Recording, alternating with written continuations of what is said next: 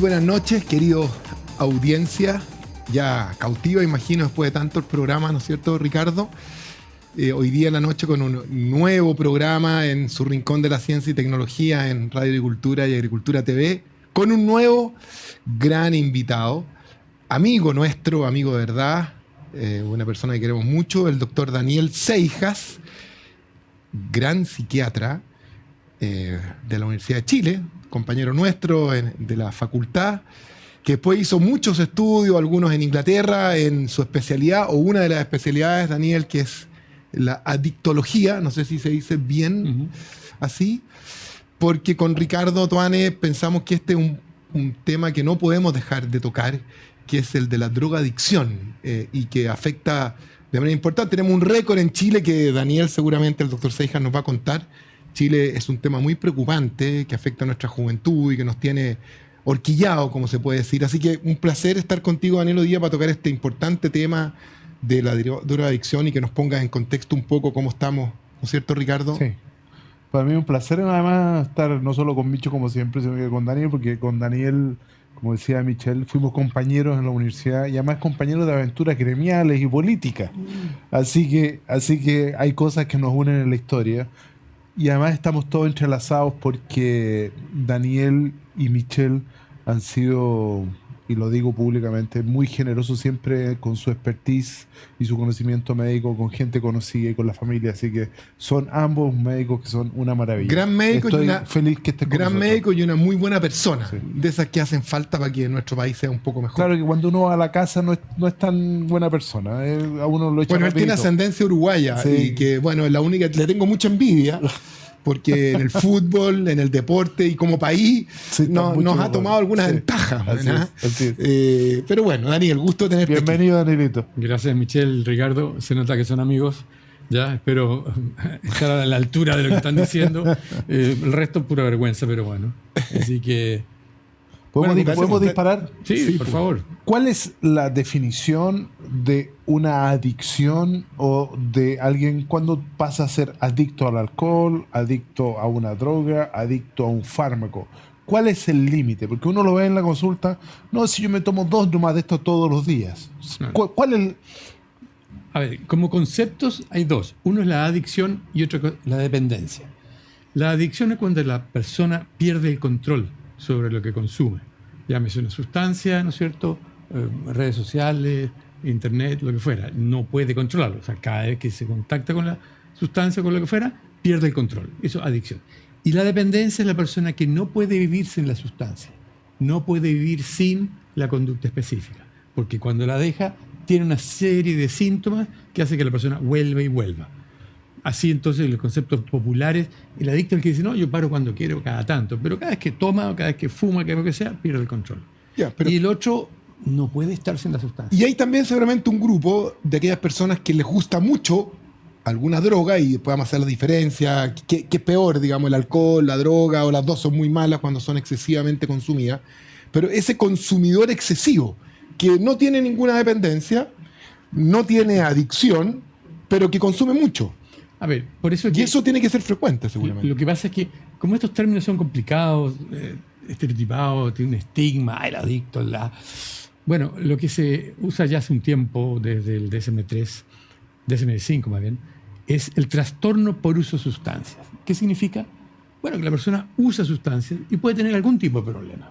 Llámese que tomó la sustancia y tuvo un accidente, o una pelea en la casa, o un conflicto en el trabajo, o que no puede controlarlo, o que consume y consume cada vez más, o que no puede estar sin consumir, o que termina teniendo síntomas de depresión al dejar. Entonces, el constructo este, que se llama trastorno por uso de sustancias, implican 11 criterios, ¿no es cierto? Si la persona tiene más de 2, ya hablamos de un trastorno por sustancias, que hablaría desde leve, moderado a severo. Entonces una persona que dice, no, yo me tomo un trago cada tanto, pero se cura y tiene un accidente o tiene un conflicto en la familia, bueno, es un trastorno por sustancia, aunque sea intermitente. Daniel, déjame poner un cambio atrás, porque ahí queremos que estos programas permitan que todos puedan Sí, claro. sacar Entender, cosas, digamos. por supuesto. Y contextualizar Sí, un poco. Vale. Entonces, mencionaste la tecnología. Tú dijiste si alguien se mete en las redes sociales. Por lo tanto, hoy día eso está generando un trastorno, quiero que vayamos lentamente bajando la cosa. O sea, si yo veo que un hijo o yo mismo o una pareja o un trabajador mío puede tener un trastorno al respecto. Expliquemos un punto antes. Desde el punto de vista neurobiológico, físico, existe un centro que se llama el núcleo accumbens, que es el centro del placer. Ese centro se estimula normalmente por 4 tipos de estimuladores básicos, naturales. 1, el agua. Tomo agua, me quita la sed, me produce placer, me hidrato, no me muero. Bien. 2, la comida. Como, me produce placer, me alimento, no me muero. Bien. 3, la vida sexual. Me produce placer, se reproduce la especie. Y 4, el cariño materno, de pareja, de familia. Vivimos en familia, vivimos mejor. Y eso le pasa a los seres humanos, a la jirafa, al elefante, a todos los animales. Ese centro es estimulado por lo que dijimos, pero los seres humanos son más inteligentes. Tomamos un traguito, nos sentimos mejor. Un cigarro, un pito, cocaína, lo que fuera. Estimulamos tanto ese centro que al final la vida ya no es lo mismo, con o sin la sustancia. Ya no es lo mismo con o no esa actividad.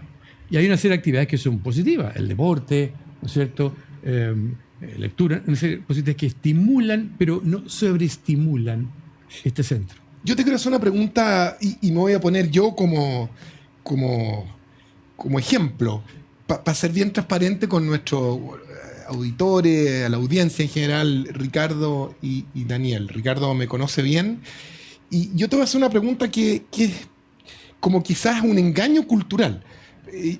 Yo creo que en estos productos que vamos a conversar, las drogas, estas que tienen tan complicada nuestra adolescencia y con cifras récord que tú nos vas a contar, y el alcohol, yo los diferencio y siempre lo he hecho. Yo no fumo tabaco, no tomo ni consumo ninguna droga de estas que seguramente tú vas a mencionar. Sin embargo, me encantan algunos alcoholes. Y a lo mejor yo justifico el consumo diciendo que en algunos de ellos hay dosis mínimamente positivas. O para la cabeza, incluso el vino, porque tiene antioxidantes. ¿Esos son mitos y finalmente que son autoengaños? ¿O de verdad uno puede desarrollar en el tema del alcohol y sobre todo en el vino, ¿no es cierto?, una cuestión cultural que es: yo tomo vino, lo guardo, conozco el tema, conozco la cepa, lo comparto con mis amigos y transformo ese momento en un momento culturalmente agradable que nos produce placer, que compartimos en torno a, y eso produce salud mental y quizás no tanto perjuicio físico, o a lo mejor estoy engañándome. Sin embargo, en lo que es el consumo de alguna droga y el tabaco, no hay ninguna dosis mínimamente útil. ¿O estoy mal en mi argumentación? A ver, no, voy a dar la lata. No, sí, dale. Si estamos aquí, mucho, me paran. Oye, tenemos 3 bloques y vamos a tocar todos los temas. Si miramos la filogenética, los orangutanes son los monos más cercanos al ser humano. ¿Ya? Tienen una... Yo iba a decir otros, pero no importa. Bueno, sí, por ahí andan dando Hay algunos monos que andan por ahí. Claro, decir otros, pero bueno. Y que, sí. Estos monos son los árboles, ¿no es cierto? Comían su fruta. Ricardo. Pero cuando se le terminaba la fruta, como que no bajaban. Pero de repente se caía esta manzanita, esa fruta, fermentaba, producía un poco de alcohol y empezaron a usar. Al principio, los monos, históricamente, ¿no es cierto?, la teoría que existe, no tenían alcohol deshidrogenasa, que es una enzima que destruye el alcohol en el estómago. Pero después se produjo una mutación y adquirieron eso. Entonces, a partir de eso, podían tomar esta sustancia, que la fruta fermentada que tenía alcohol les gustaba, y empezaron a bajar más. Y se supone, después de cientos de miles de años, que ese orangután se bajaba a los árboles, empezó a caminar, a buscar más fruta, y a lo largo empezó a desarrollar lo que es la generación del cromañón, ser humano, claro, que conocemos hoy día. Bueno, esa es la teoría. Ahora, qué bien. ¿Qué es lo que pasa? Entonces, claro, efectivamente, hay muchas sustancias que pueden activar el núcleo accumbens, pero no significa que produzcan obligatoriamente una adicción, salvo que el uso repetido, en mayor dosis y en forma continua, vaya produciendo progresivamente problemas, ¿ya? Y en eso influyen muchos factores genéticos, ambientales, de salud mental, de costumbre y de hábito. Y podemos, una cosa para que la gente entienda claramente, ¿podemos hacer una diferencia entre el alcohol y las drogas? ¿Hay una peor? ¿Las dos son malas? ¿Hay algún matiz al respecto? El alcohol está culturalmente aceptado por más de 5.000 años, ¿ya?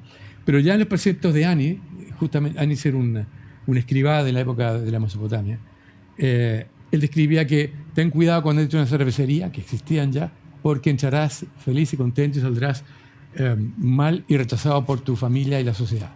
Y ya 5.000 años, en la época más o menos del Código Hammurabi, ya se escribía eso. ¿Qué significa? El alcohol tiene una función social, porque relaja y activa. Y si me relaja, después de un estrés, y me activa, me produce agrado. Y claro, si miramos cantidades, se supone que una unidad o una copa de alcohol no debería ser problema. Ya. Pero sucede que los polifenoles y los elementos positivos, por ejemplo, del vino, y hay otras sustancias también, en pequeñas cantidades se ha visto asociación con disminución de cierto riesgo cardiovascular. Pero cuando pasamos, porque cuidado, una copa, no siempre es una copa, cuando pasamos de 2-3 copas, el efecto de daño es exponencial. Ya, pero esa dosis, perdón Ricardo, esa dosis mínimamente saludable no existe en ninguna droga. Bueno, No. En las drogas es difícil, ¿no es cierto? No, es que quiero llevarte al tema de la marihuana, que hoy día es No, hoy día ese es el tema que vamos a conversar. Sí, claro, eso dejamos hablemos para el segundo bloque. Sí. bloque. Sigamos en cosas más generales. Yo quiero volver un poco a la cosa de la fisiología, Sí. que es en el fondo cómo funcionamos. Y quiero de nuevo poner marcha atrás y quiero una cosa. Yo tengo la sensación, y en esto puedo estar equivocado, que el cerebro masculino y el femenino tiene algunas pequeñas variaciones, fundamentalmente en términos de funcionamiento y cómo enfrentar el dolor. Ya estáis discriminando. No, escucha. No, es que el dolor del parto es un dolor muy profundo, pero que la mujer, gracias a la evolución, es capaz de soportarlo y es capaz de sobrevivir a ese dolor. Y eso porque se ha visto que hay una mayor cantidad de receptores para sustancias que de alguna manera la mujer libera y mitigan el dolor.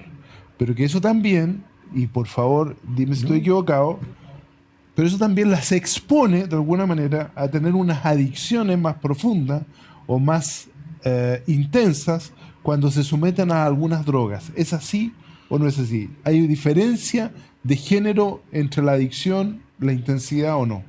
Sí, pero hay varios factores, algunos fisiológicos y otros sociales. Hay países, por ejemplo, en China el 60 y tanto % del hombre fuma y un 3% de las mujeres. ¿Ya? ¿En dónde? En China. O sea, un muy pequeño porcentaje, porque hay reglas sociales como que lo prohibirían. Desde el punto de vista neurofisiológico, las mujeres tienen mucho mayor desarrollo de lo que son las redes de serotonina, serotoninérgica. Y la serotonina tiene que ver con el sueño y tiene que ver con la ansiedad. Bien. Pero también, si lo miramos, con el alerta. Y la mujer tenía que estar pendiente del fuego, de los niños, de la cueva, mientras el hombre salía arrancando a cazar mamuts. ¿Ya? Tiene características. Pero somos iguales, somos distintos, por suerte. ¿Ya?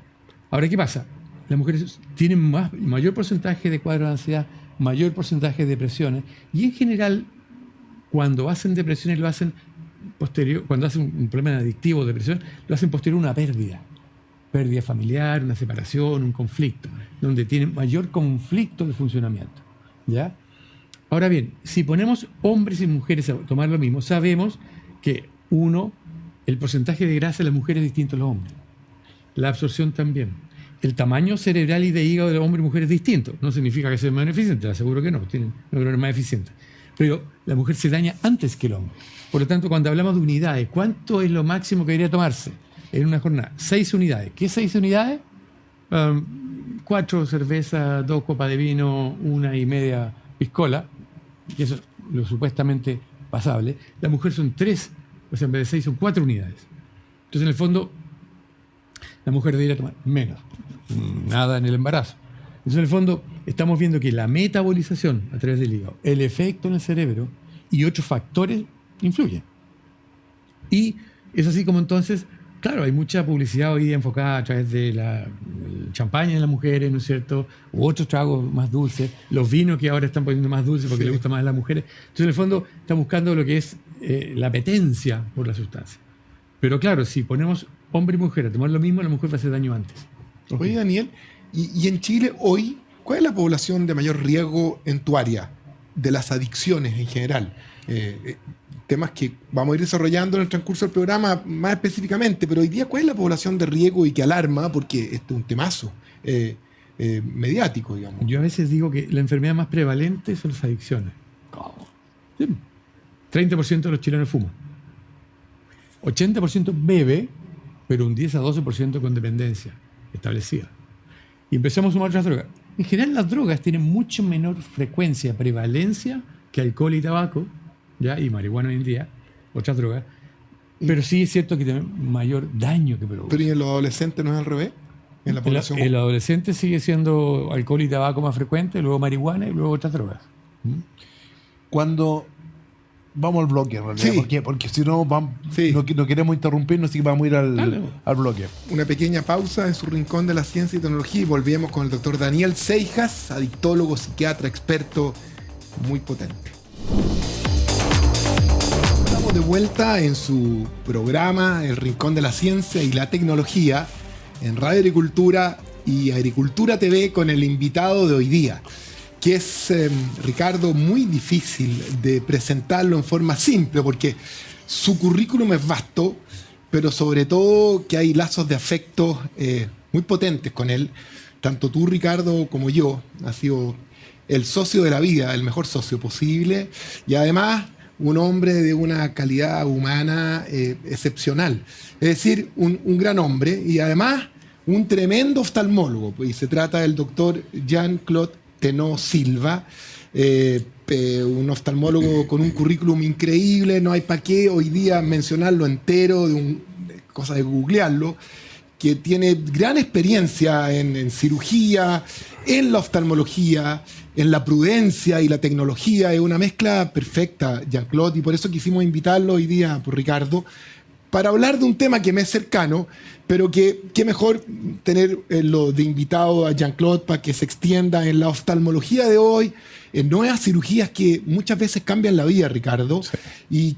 Pero que no hay que entusiasmarse de manera loca, sino que tratarlos con prudencia. Y por eso que yo creo que el mejor invitado es el doctor Thenot de Clínica 2020, Centro Láser, un referente hoy día en nuestro país y un hombre muy contundente. Así que eso. Yo estoy muy contento que esté con nosotros. Nosotros en la universidad le decíamos JC de Jean-Claude. Nos costaba porque veníamos de colegio fiscal alguno, entonces nos costaba la pronunciación francés. Jean-Claude. No, fue maravilloso. Es que me he ido puliendo con los años, me he ido puliendo. Entonces, es que él, además de ser francés de origen, estuvo en Francia viviendo y perfeccionándose 6, 7 años su vida. Así que estamos muy contentos de tener a nuestro querido amigo, que como presentó Michelle, es un tipo con una vasta trayectoria profesional, pero además una calidad humana insuperable, a quien queremos mucho. Y además estamos muy contentos porque es nuestro primer invitado formal del programa en el Rincón de la Ciencia y Tecnología en Radio Agricultura y Agricultura TV. Bienvenido. Es que sabes lo importante, Ricardo, que la mayoría de los programas estos de ciencia y tecnología son cosas duras. La ciencia es dura, la evidencia, la tecnología, ni hablar, casi metálico. Pero si además lo mezclamos con afectos, es una bombita perfecta, y eso es lo que vamos a tratar de hacer, tratar de tener invitados líderes de opinión, pero en donde hayan lazos humanos importantes con el invitado. Jean-Claude.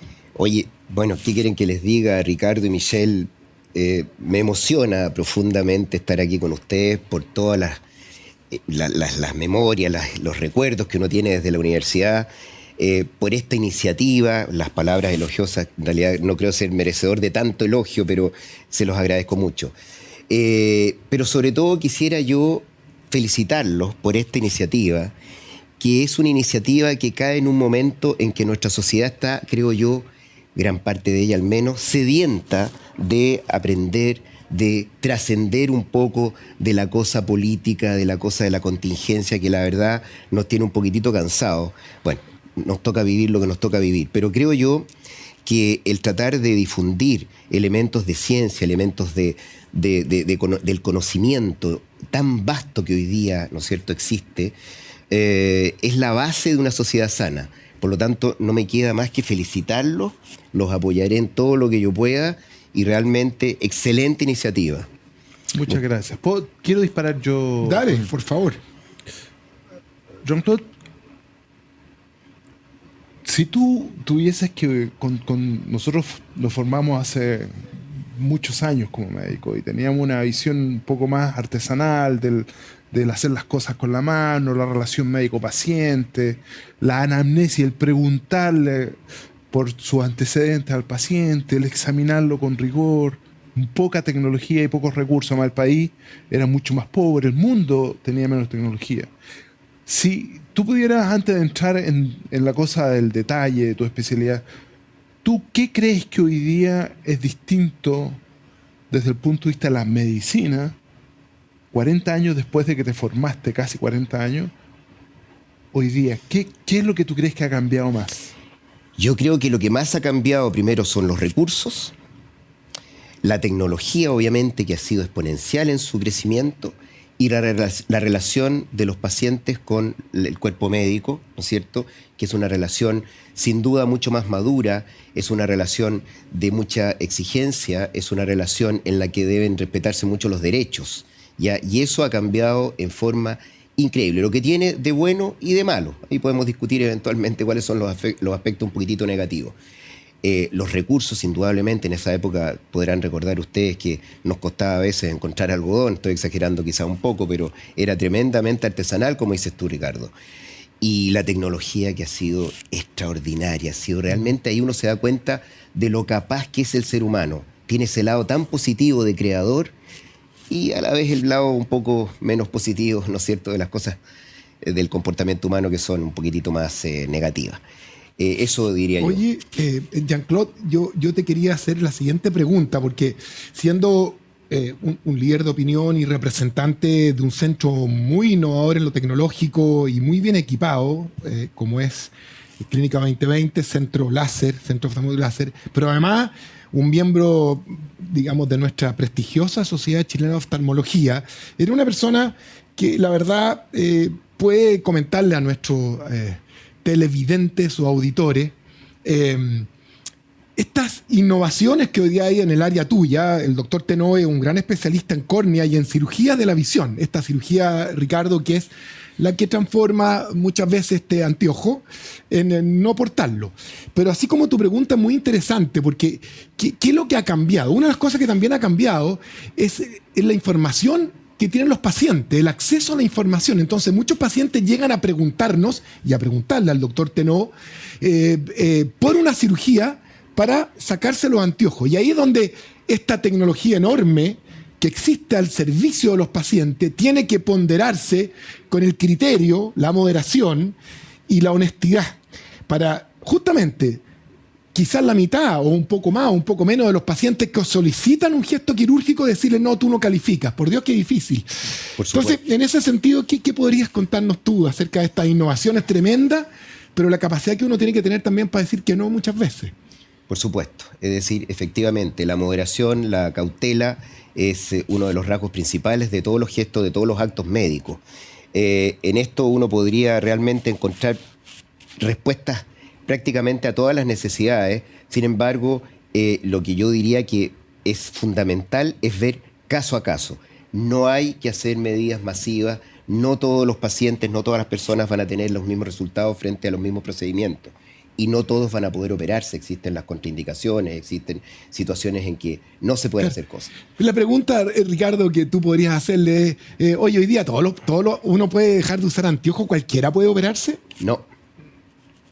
No, porque no hay que perder de vista el hecho de que cualquier acto, cualquier gesto que uno haga, por muy bien protocolizado que esté, cualquier gesto médico, tiene posibles potenciales riesgos. Y por lo tanto hay que estudiar muy bien cada caso y desaconsejar ciertas cirugías en ciertos pacientes que, por ejemplo, tienen una excelente visión. ¿Para qué cambiar eso si quizás con un pequeño anteojo vamos a poder solucionar la lectura, por ejemplo? Jean-Claude, pero cuando alguien comienza a tener dificultades en la visión, porque sí, probablemente el envejecimiento o la prolongación de la vida ha hecho que nos enfrentemos a situaciones que antes, hace 2 generaciones atrás, no existían, digamos. Entonces, ¿qué es lo que la gente debería, o cuándo la gente que está en su casa debería decir, tengo que ir al oftalmólogo, o no, esto es un proceso normal de envejecimiento? ¿Cuándo golpear la puerta al especialista?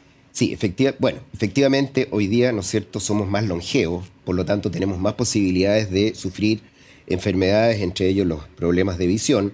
El más conocido de los que aparecen con la edad es la presbicia, que aparece después de los 45 y va en aumento hasta los 60. La secuela, el acúmulo de experiencia. Juventud. Exacto. Y eso efectivamente ya es una razón por la cual los pacientes consultan. Sin embargo, hay que tener muy presente los antecedentes familiares. Por ejemplo, un antecedente de glaucoma en la familia teniendo presente que en Chile más o menos el 4 al 5% de los mayores de 50 años están sujetos a sufrir un glaucoma, y eso aumenta si es que existe un antecedente familiar directo. Claro.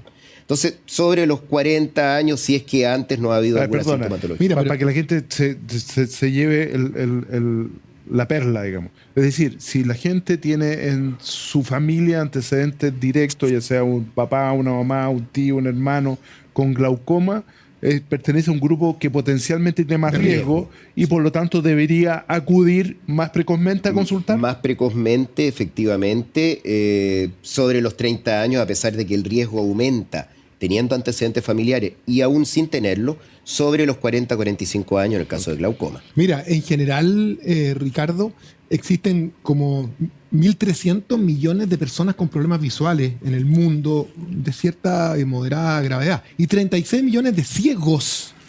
Por ende, la oftalmología, que la gente puede pensar que es anteojos nomás, es solamente uso de anteojos, y la oftalmología poco menos, que es una cosa técnica, es mucho más que eso, ¿ah? O sea, hay riesgo de enfermedades muy graves. Entonces, como norma, uno podría decir, ¿no es cierto, doctor Tenó, que antes de los 4 años, 5 años, preescolar, todo niño debería consultar alguna vez al oftalmólogo para estar seguro que hay una visión normal y no hay nada que corregir, que después no se puede corregir. Y como decía Jean-Claude, en el periodo más adulto, después de los 35, 40 años, siempre el primer examen es importante. Y en la mitad, cuando hay problemas, seguramente mala visión. Pero eso es como la norma en general, ¿ah? Claro, efectivamente, en el caso de los niños hay una normativa, ¿no es cierto?, que hace que los niños sean enviados al otorrino y al oftalmólogo para evaluar la visión y la audición en torno a los 4 años, justo en la edad preescolar. Pero después, por supuesto, que los factores de riesgo familiares o los antecedentes de la persona en sí, que sea un traumatismo, va a hacer que esa persona consulte más o menos. Perdón, Ricardo, hay un tema ahí que es muy importante y que la gente sabe poco porque es nuevo. Hay una verdadera, entre comillas, epidemia de miopía en los niños y adolescentes, ¿no es cierto, Jean-Claude? Y como Sí. tú un poco te encargas de la solución de los problemas del miope, más tardíamente quirúrgicos, cuéntanos un poco de eso para que la gente sepa por qué es importante. Sí, y cómo bueno, las pantallas, por ejemplo, han afectado esto. Sí, se piensa que efectivamente el uso, también podríamos proyectarnos en la lectura, ¿no es cierto?, la lectura del papel, del libro, que produce un efecto de enfoque que se llama acomodación, podría aumentar la cantidad de casos de miopía. Pero esto hay que tomarlo con mucha cautela porque también inciden mucho los antecedentes, los grupos étnicos, ¿ya? Es decir, por ejemplo, los asiáticos tienen mucha miopía, los europeos occidentales tienen un poco menos de miopía, entonces hay también factores étnicos, hereditarios que pueden favorecer esto. Pero se ha podido determinar, sobre todo durante la pandemia, en que hubo mucho computador, ¿no es cierto? Yo no sé si hubo realmente mucho más que antes, la verdad Mucho no lo sé. computador y No lo sé, poca exposición al espacio libre. poca exposición al espacio libre, efectivamente. Hubo Al exterior. estudios que demostraron un incremento de la incidencia de la miopía y de ahí entonces que nacieron ciertas normativas. Pero para la gente que no escucha, directo al hueso, el uso del celular, ¿ustedes han Y visto de las o se pantallas. asocia con mayor riesgo? Pareciera. Mira, Hay algunos estudios que por ahí sí. van. Sí, es Mucho computador y poca actividad al aire libre. Los niños se relacionan con aparentemente mayor miopía. Tanto es así que hoy día, Jean-Claude lo puede explicar, hay técnicas no solamente para corregir con un anteojo la miopía del niño, sino que para frenarla. Exacto, exacto. Efectivamente hay protocolos que se han puesto a punto con lentes de contacto en niños, con protocolos muy específicos y con el uso de ciertos medicamentos como la atropina diluida, en fin, se ha podido establecer que existe un freno en ciertos casos al avance de la miopía en los niños, ¿ya? Y si los papás y las mamás que nos escuchan, ¿cuándo deben de alguna manera alertar y llevar? Porque ya ustedes dos dijeron, ambos oftalmólogos connotados, dijeron que a los 4 años hay un protocolo, pero ¿qué pasa si después, si te dice, no sé, tu hijo o tu hija, mira, en realidad no estoy viendo bien, no enfoco bien, Claro. o me canso. ¿Cuándo Mira. deberías tú alertar? Muy buena pregunta. Efectivamente, en el niño... Las otras no fueron buenas. No, No, gracias. Fueron más o Todas han menos. sido buenas. Más o menos. Fueron más o menos. ha sido- Es que este es un programa de Incrementándose. rincón de la ciencia y tecnología, un programa de sinceridad, de transparencia. No podemos Está bien, estar haciendo Por show. supuesto, todas han sido Fueron muy más o buenas. menos, todas esta han fue sido muy buena. Lo que pasa es que hay tanto que decir. Sí, Está bien, por eso, aprovecha. Es tremendamente importante eso, porque efectivamente el niño que no va a tener la capacidad de acusar alguna situación específica, bueno, hay que poner atención. Y ahí es muy importante el rol de los papás, de la mamá, que está a veces más tiempo con los niños que el resto de la familia, y de las tías del jardín, ¿ya? Es tremendamente importante, y ahí es cuando se detecta, por ejemplo, que un niñito tiene una desviación de un ojo, y puede ser un estrabismo, o que se acerca mucho a mirar su cuaderno, lo que está haciendo, a pesar de que no hay que complicarse la vida en ese sentido, ya que los niños ven de cerca muy bien y por lo tanto tienden a acercarse mucho. No quiere decir que haya siempre un problema frente a eso, pero si es que hay alguna sospecha, hay un antecedente de estrabismo, hay una desviación de un ojito, o hay cuando se le proyectan las fotos, cuando se sacan las fotos, hay una pupila que se ve más blanca que la otra, que se ve diferente, bueno, eso hace entonces un pequeño signo de alarma que hace Y para poner un conveniente poquito de consultar. cuota de humor, y si un niñito Sí. se acerca mucho a una niñita, como lo hacía Ricardo Tuane, eso es normal. Sí, bueno, es precoz. eso está en la Muy naturaleza, efectivamente, sobre todo de también para Ricardo. decir que hay conductas normales, no Sí, todas está son bien, producto de un me parece. defecto oftalmológico. Está bien. Efectivamente, ¿Ya? Está bien. efectivamente. Está bien. Jean-Claude, hoy día, ¿cuál tú crees que es la revolución tecnológica más importante en tu campo? ¿La cirugía robótica, el diagnóstico, la posibilidad de tener lentes intraoculares? ¿Cuál tú crees que es, de alguna forma... Sí, te entiendo. Mira, en realidad en oftalmología yo diría que hay muchos campos que han mejorado ostensiblemente. Por ejemplo, en el tratamiento y el diagnóstico de glaucoma, en el tratamiento de enfermedades de la retina degenerativa, la degeneración macular ligada a la edad, que es una condición muy frecuente en el mundo occidental, y como repito, somos más longevos, podemos tener más condiciones retinales de desgaste, y hoy día se tratan con un cierto mejor pronóstico. Michelle sabe mucho más de este tema, pero en las cirugías en general, en la cirugía de la catarata, el advenimiento de nuevas biotecnologías, de nuevas lentes intraoculares, ha sido exponencial el crecimiento. Ahora, la inteligencia artificial, en el caso de la oftalmología, digamos, todavía quizás no tiene tanta relevancia. Están naciendo nuevos sistemas, están naciendo sistemas de autodiagnóstico en los hogares, digamos, como para poder hacer en forma de medicina telemática, poder ayudar al médico a hacer un diagnóstico, a hacer los exámenes. Pero es sobre todo en la parte tecnológica de las diferentes afecciones, ¿no es cierto?, que ha evolucionado ostensiblemente la oftalmología. Claro, ahí están saliendo algunas imágenes. Tenemos alguna otra que habla de la robótica. Efectivamente, Ricardo, nosotros que nos gusta el tema de la transformación digital, Jean-Claude también, por supuesto, hay algunas técnicas de diagnóstico de inteligencia artificial y otras técnicas quirúrgicas que el Centro Láser hizo un esfuerzo y entonces adquirió un instrumento que se llama Ingenuity, que es un sistema de operar en cirugía 3D, que es muy innovador. No hay que ahora entrar en detalles, pero que, claro, se acerca a la robótica en nuestra área oftalmológica. Y esto es re interesante, porque tú introducías al principio el tema de esta inteligencia artificial y robótica que asusta un poco, ¿no es cierto?, a la humanidad y también a los colegas, que poco menos que viene el robot a reemplazarnos, ¿no es cierto?, y poco menos que después va a prescindir de nuestra presencia para actuar, y entonces nos va a reemplazar. Y eso es mentira. La verdad que son formas de ayuda para hacer mejor medicina, con más tecnología y muchas veces con más precisión, y poder concretar actos diagnósticos de mejor calidad y más masivos. Muchas veces donde el doctor no puede estar, ahí hay un robot que nos hace diagnóstico y nos permite entonces poder hacer coberturas diagnósticas muy importantes, y también robots que nos permiten operar en mejores condiciones. Así que claro, yo pienso que eso está y se vienen progresos increíbles. Sí, respecto de eso, efectivamente, donde ha habido un gran avance también, Ricardo y Michelle, es tal como comenta Michelle, en la detección sistemática de condiciones como por ejemplo la retinopatía diabética, que es una enfermedad que afecta a la retina en el diabético, sobre todo cuando está muy descompensado, y que puede llevar a la ceguera. Claro, Entonces, 2 millones de diabéticos en Chile, 12% de la población. Es tremendo. Y un porcentaje importante tiene daño en la vista. Entonces, es una tremenda causa de problema.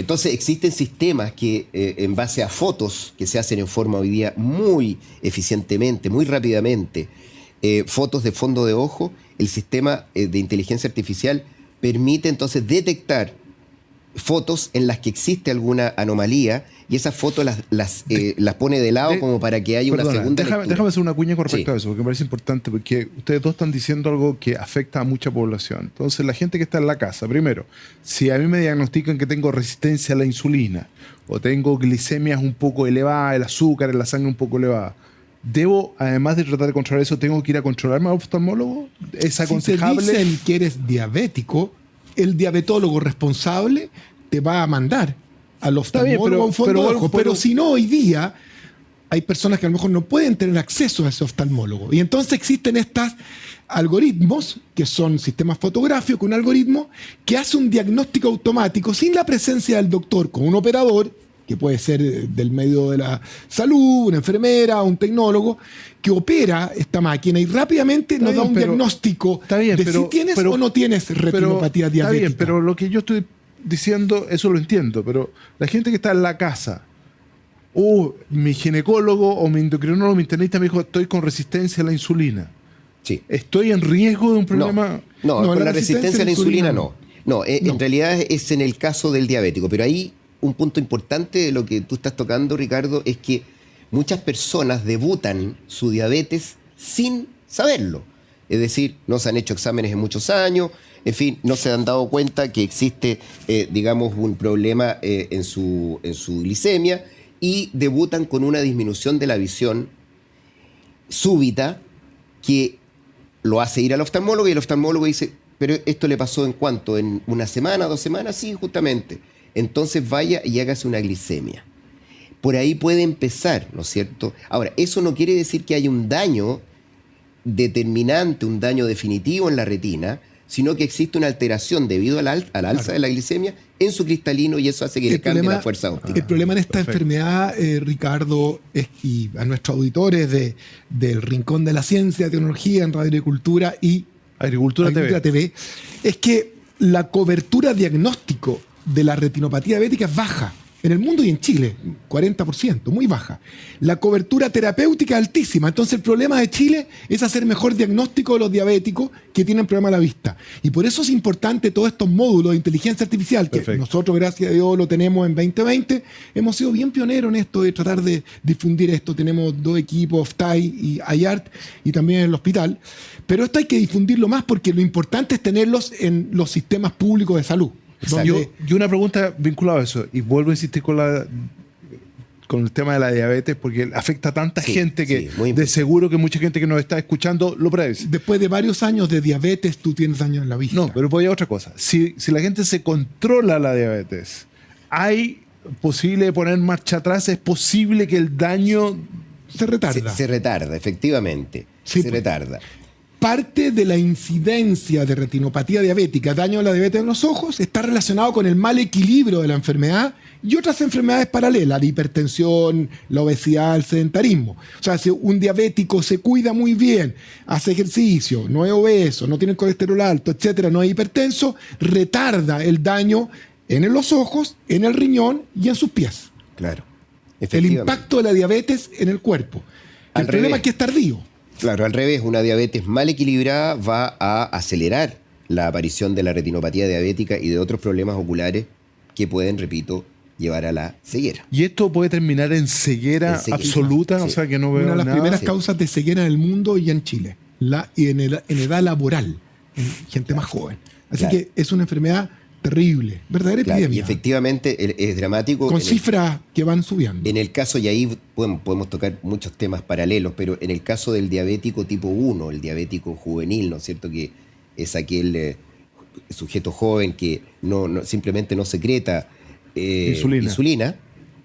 Ese muchacho o muchacha va a tener una larga vida durante la cual va a poder desarrollar una retinopatía diabética. Y entonces ahí nace otro requerimiento que son las bombas de insulina para poder retardar las complicaciones de la diabetes, porque no solamente la retinopatía diabética, es la insuficiencia renal, son todos los problemas que tienen que ver con... Me encanta, Ricardo, me encanta, bicho, porque está... No, pero es que hay un tema muy importante que te concierne a ti, Ricardo, y a ti, Jean-Claude, y a mí también. Es que en toda esta tecnología maravillosa, ahí en el diabético juvenil o tipo 1 o aquel que uno sabe la data de comienzo, que es muy joven, importa también la relación médico-paciente. Claro. Porque a ese muchacho joven, después de algunos años de restricciones, no puedo hacer esto, si no tiene un médico tratante afectuoso, cercano, que lo apañe y Empático. solo lo reta o lo trata mal, ese joven no se va a tratar bien, no va a querer ir a consultarte. Entonces aquí, aparte de la tecnología, los grandes diagnósticos, vuelve a establecerse la importancia que tiene el vínculo médico-paciente, y eso es ancestral, po. No perder el vínculo. Por supuesto, además que ese es un paciente, el paciente diabético joven, es un paciente Rebelde. que va, por supuesto que se va a rebelar cuando se le hace el diagnóstico, se va a rebelar y va a querer romper todo lo que está a su alcance, porque se le producen muchas limitaciones, porque no va a poder comer un sándwich fácilmente, un pastelito, en fin. En cambio, sus compañeros ahí que están en ese momento sí están tomando, están pasándolo bien, comiendo, disfrutando. Se va a ver muy restringido, y por lo tanto, si ese muchacho que no tiene síntomas, salvo los que iniciaron su diabetes, pero ya una vez que ya está controlado, si ese muchacho es tan restringido, va a sufrir mucho. Por lo tanto, efectivamente hay que tratarlo con una gran empatía. Perfecto. Es muy importante. Bueno, esto en general en medicina. Vamos a la pausa de este interesante programa El Rincón de la Ciencia y Tecnología con el doctor Jean-Claude Tenot y por supuesto con nuestro conductor, el doctor Michel Mech. Nos vemos en un segundo. Bueno, en este tercer y último bloque de este tan buen programa, junto al doctor Benjamín Riesco y Ricardo Tuane, vamos a pedirle a Benjamín que mezcle la palabra con las imágenes, que son siempre tan importantes, ¿no es cierto? Acompañar una buena imagen vale más que muchas palabras. Esa es una sabia expresión. Y por ende, cuéntanos acerca de algunos casos interesantes que has tenido para que los radioescuchas y televidentes vean un poquito esto en imágenes. ¿Qué técnicas nuevas puedes ofrecer, etcétera, Benjamín? Perfecto, vamos a empezar entonces con algunos casos clínicos. Importante saber que todos estos pacientes tengo autorización para mostrarlo, y vamos a mostrar un poquitito cómo podemos cambiar la mirada y cómo podemos cambiar la percepción con ciertas técnicas quirúrgicas. Entonces, en el primer caso clínico tenemos un paciente de aproximadamente 60 años que acude a la consulta porque siente que sus párpados están caídos, que tiene una mirada cansada. Y al verlo vemos que tiene párpados superiores muy caídos que caen sobre las pestañas, y vemos que tiene unas bolsas importantes a nivel de la mirada que le dan un aspecto de cansancio. ¿Es un paciente de qué edad? De 60 y tantos años, 60 y cortos años. Y es un paciente que quería tratar de refrescar su mirada y sacar su cara de cansado. Entonces, como hablamos antes, ese paciente que se le activó el bichito, que empezó a buscar y que eligió ir a un cirujano oculoplástico a operarse. Entonces hicimos una cirugía de 4 párpados. Esta es una cirugía que realizamos, es una cirugía ambulatoria. Nos demoramos más o menos 1 hora en realizar la cirugía. El paciente va, se opera y está almorzando a su casa.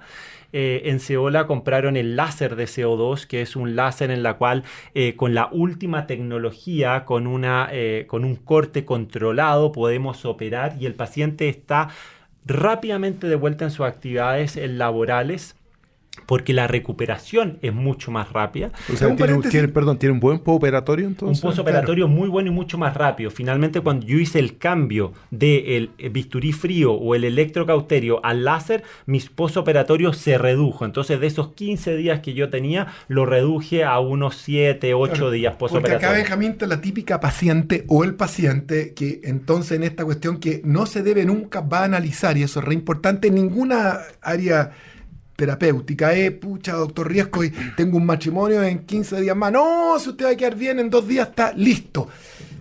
¿Cómo maneja eso de cuando el paciente o la paciente con este tipo de cirugía y las nuevas técnicas está incorporado a una vida normal?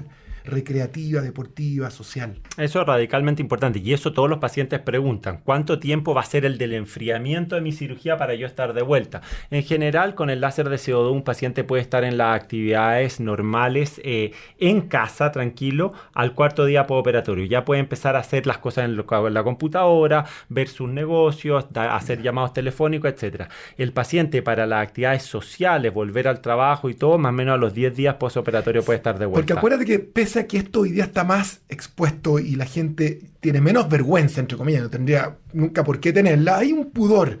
Y hay muchos pacientes que te van a decir, pucha, yo no quiero que se me note que me operé. Entonces, ¿cuándo puedo ya enfrentar la sociedad sin que se me note mucho el edema, que es la inflamación o la sensación de un postoperatorio? Claro, 10 a 15 días yo creo que es el ideal y para eso el postoperatorio es muy importante llevarlo por un equipo de especialistas y en eso trabajamos con kinesiólogas dermatofuncionales que trabajan en los postoperatorios.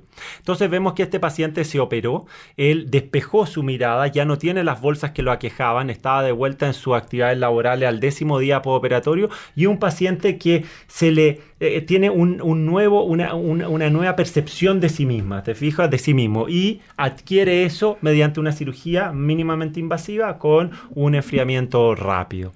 En el segundo caso vemos un paciente que estaba con las cejas muy caídas, que otro tema que yo veo mucho, las cejas, y con respecto a eso existen ciertas técnicas, como tú hablabas, laparoscopía para sacar la vesícula. Para subir las cejas hay técnicas más actuales que se entra endoscópicamente a nivel del cuero cabelludo por incisiones muy pequeñitas de 2 centímetros y nosotros liberamos todas las cejas y las reposicionamos. Entonces este paciente se vino a operar, hace la cirugía de lifting endoscópico de ceja y como ven en el postoperatorio aparecen esos ojos azules que tenía, que estaban casi perdidos detrás de esas cejas caídas. Por supuesto, un paciente que se va encantado con una recuperación de 10 a 15 días en que el paciente puede volver a su actividad. Ahora, los factores de riesgo típicos en medicina, por ejemplo, el uso de cigarrillo, la obesidad, el sedentarismo, el uso anticoagulante, exacto. Todos esos factores de riesgo también supongo que, al igual que en cualquier otra cirugía, tienen que ser tomados en consideración, ¿no?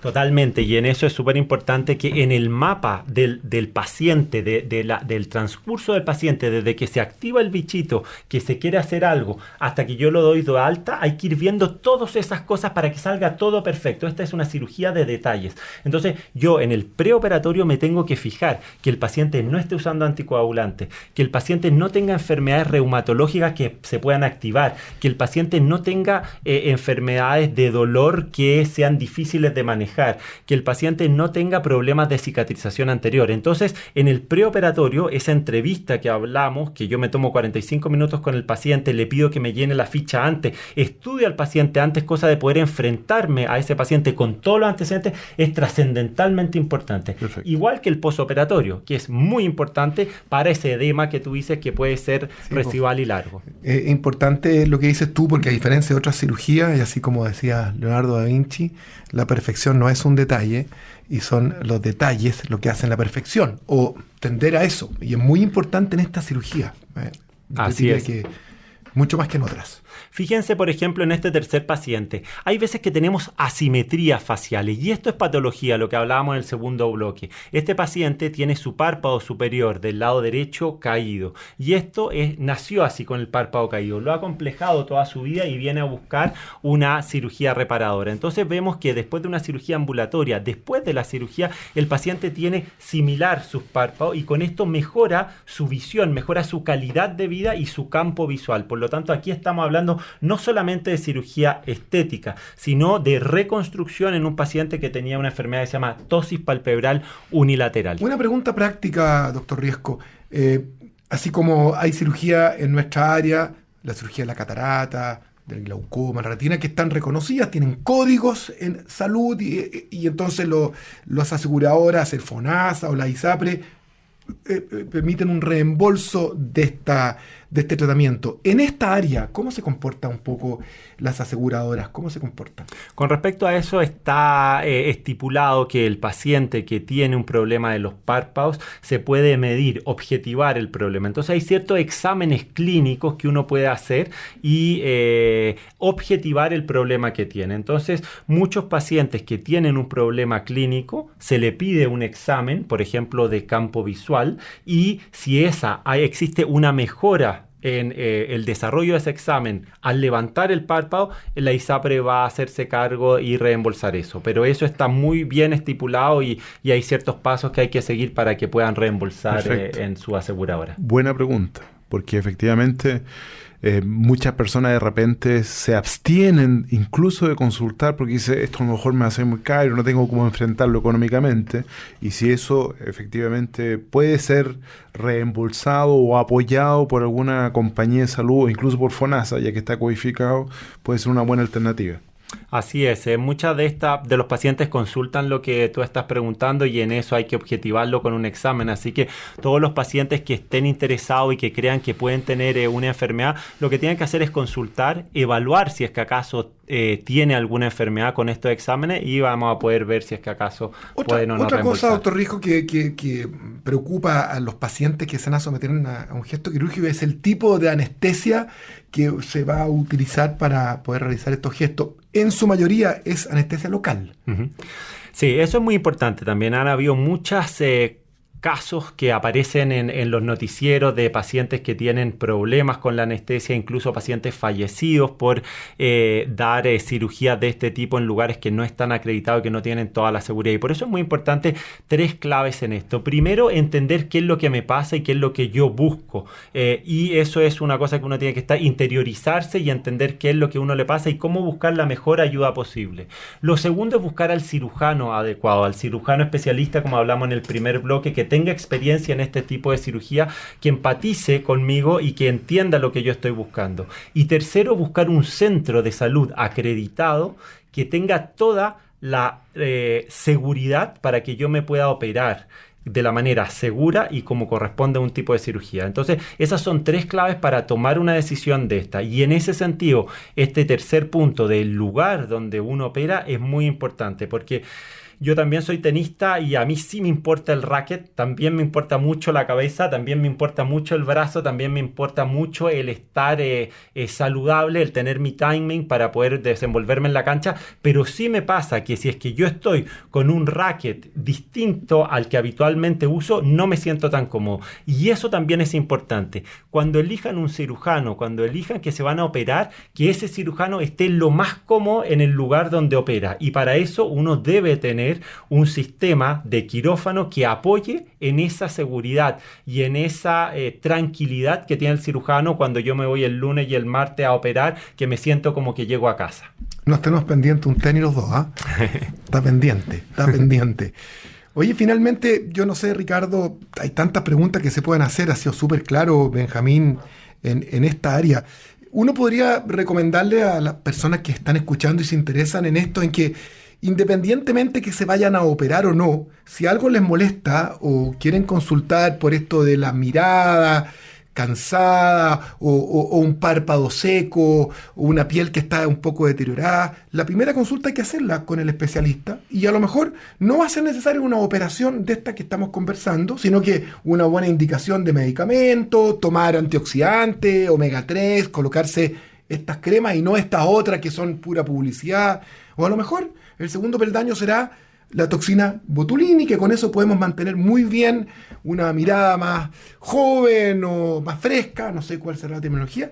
Y después el tercer peldaño será efectivamente, podemos someterlo, pero ese es el procedimiento, ¿no? Tal cual, eso es, lo resumiste perfecto. Finalmente, si hay gente que está interesada, tiene que ir subiendo por los escalones. No tenemos que ser agresivos inmediatamente cuando uno va a un doctor, inmediatamente te ofrece una cirugía muy grande, muy invasiva y no te has hecho nada antes. Es quizás que no estás entendiendo bien al paciente que tienes enfrente. Cuando tengo un paciente que se ha hecho una serie de cirugías estéticas, que entiende bien de qué se trata este mundo, quizás puede ser que inmediatamente le ofrezcamos una cirugía y ahí va a depender del barista que hace el café qué paciente yo le voy a preparar y qué le voy a dar.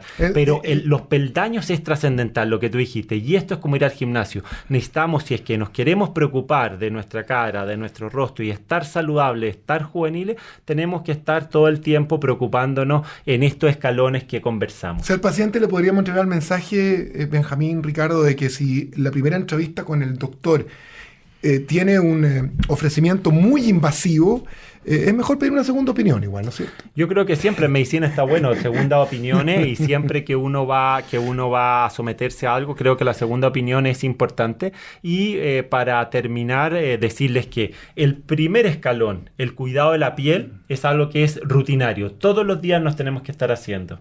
Todo lo que son los inyectables, que es el segundo escalón, en general son 2 o 3 veces al año. Y todo lo que es quirúrgico, el tercer escalón, uno se va a operar una vez en la vida probablemente. Entonces, así se distribuye un poco este mapa del paciente que se está preocupando de su estética, de su salud y de su apariencia. Oye, seguramente al doctor Riesco, Ricardo, lo van a querer ver muchas de las personas que nos están mirando, escuchando, pero a lo mejor una papita, así como para entregar un dulce que pueda ser útil. A nuestros 60 y pico años o a partir de los 50, ¿tú crees que siempre este skincare, el cuidado de la piel, con algún producto, es necesario? O sea, yo voy a ser bien honesto cuando mi mujer, que siempre quiere que yo esté mejor y todo, me dice, pucha, hay una cremita, ¿por qué no te colocáis? Yo siempre digo, no, mira, la verdad que soy un poco reacio, quizá muy rústico al respecto en mi respuesta. Pero ¿tú crees entonces como recomendación que eso sí lo puedes recomendar? ¿Algún tipo de producto que siempre debamos de colocarnos a partir de cierta edad? Yo lo que creo es que sí. Esto es igual que cuando uno va a empezar a hacer ejercicio. Tú eres deportista de toda la vida, pero si un amigo tuyo de tu edad te dice, oye, yo quiero empezar a jugar tenis, tú le vas a decir, sí, bueno, partamos, está bien, uno puede. La piel es el órgano más grande del cuerpo. Y en la medida que lo empezamos a cuidar, aunque sea con más años, más grande, va a ser beneficioso. Entonces yo creo que sí, que uno, si es que acaso le entró el bichito, tiene que empezar con ese primer escalón. Ricardo. Lo segundo a decir es el manejo de la piel debe ser hecho por un dermatólogo. No soy yo el que indico el skincare, es un dermatólogo. Y en ese sentido hay dermatólogos extraordinarios en Chile que se dedican a esta área y que manejan muy bien la estética, y hay que buscar ese primer escalón con un buen dermatólogo. Ricardo te hizo una pregunta interesante general al principio, que era, ¿qué cosas no hacen mal? Para no llegar finalmente necesariamente a tener que operarnos siempre esta bolsa o este párpado deteriorado. El cigarrillo, el café, el sol, ¿qué otras cosas? Tal cual, cigarrillo, el sol, el café, el estrés. Hoy en día se ha visto que el dormir bien, El trabajo.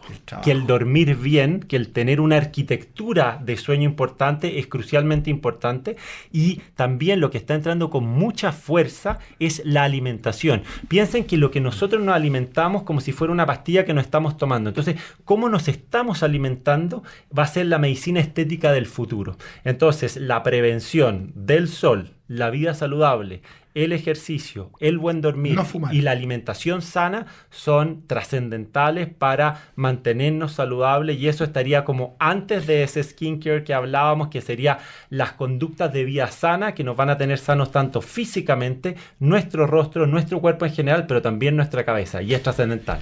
Antiguamente la medicina, los primeros orígenes de la medicina, que como día la conocía, han acuñado algunas frases que son importantes, que la tecnología como que las hundió, las sepultó, pero que hoy día vuelven en plenitud. Mens sana in corpore sano. Es decir, que la mente va a estar sana si es que yo mantengo ciertos hábitos de ejercicio, de actividad física. Y además que tu alimentación sea tu mejor medicina. Esos dos aspectos que la medicina griega clásica acuñó y lo puso en piedra, y que durante muchos años los médicos, con el advenimiento de la tecnología, como que los olvidamos, hoy día vuelven con mucha fuerza. Cada vez más la alimentación y los hábitos son más importantes para mantener una vida más larga, más saludable y ser más felices. Doctor Riesco, ha sido realmente un privilegio estar con usted. Yo estoy sorprendidísimo. Estoy muy contento, he aprendido mucho. Espero que la gente que esté en la casa también haya aprendido con nosotros, haya disfrutado este programa. Micho, ¿qué quiere que le diga? Yo Buen voy colega. de nuevo con el corazón calentito porque creo que estamos aportando poquitas cosas con profesionales topísimos Sí, como po. esto que nos enseñan y nos aterrizan conceptos que son Como dices muy tú, un importantes. profesional potente. Sí. Es una palabra acuñada por Ricardo. A gusto traerte, Benjamín Riesco, porque eres una persona muy sólida y que además explicas muy bien lo Sí. que sabes y que es mucho. Así que además es un gusto compartir contigo estas tribunas. Así que nada, muy buen programa y muchas gracias. Muy agradecido, cuando quieran.